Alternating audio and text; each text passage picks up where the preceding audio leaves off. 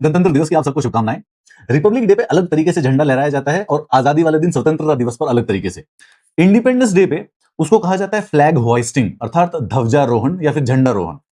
और 26 जनवरी Republic day पे flag अनफर्लिंग अर्थात झंडा फहराना या फिर ध्वज फहराना। दूसरा, इंडिपेंडेंस डे पे प्राइम मिनिस्टर ध्वजारोहण करते हैं और रिपब्लिक डे पे प्रेसिडेंट जो है वो झंडा फहराती है। जनरली जब आप वीडियो देखोगे तो 15 अगस्त को ध्वजारोहण होइस्टिंग होती है।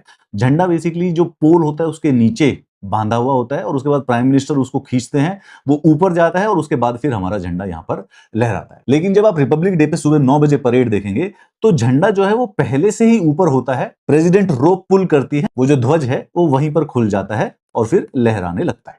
इसको कहते हैं झंडा फहराना। एक इंटरेस्टिंग बात, हमारा जो राष्ट्रीय ध्वज है उसको रिसीव, उसमें डिलीवर, उसमें कुछ होल्ड या उसमें कुछ कैरी करने के लिए यूज नहीं कर सकते, लेकिन उसमें फ्लावर पेटल्स रखे जा सकते हैं। या इंडिपेंडेंस डे पे अगर उसको अनफर्ल करना होता है, लहराना होता है, फहराना होता है, फ्लावर्स पेटल्स जो हैं ऐसे ओकेजन्स पर उसके अंदर रख सकते हैं। ये जो होइस्टिंग है ये यूनिवर्सल है, ऑलमोस्ट सारे के सारे देश करते हैं। हमने भी बेसिकली 15 अगस्त 1947 को स्टार्ट किया था। ये सबसे पहले हमारे स्वतंत्र देश का जो ध्वज था प्रधानमंत्री जवाहरलाल नेहरू ने फहराया था।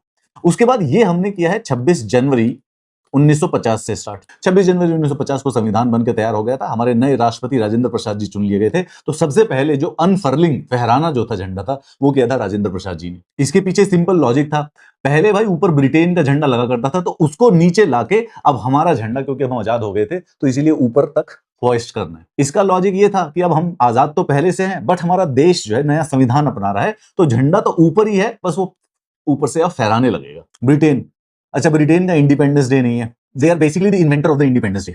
वर्ल्ड में आधे से ज्यादा इंडिपेंडेंस डे जो मन रहे हैं वो इसलिए मन रहे हैं क्योंकि इनसे पीछा छूट गया था। इनके यहाँ पे इंडिपेंडेंस डे नहीं है, इनके यहाँ पे रिपब्लिक डे भी नहीं है।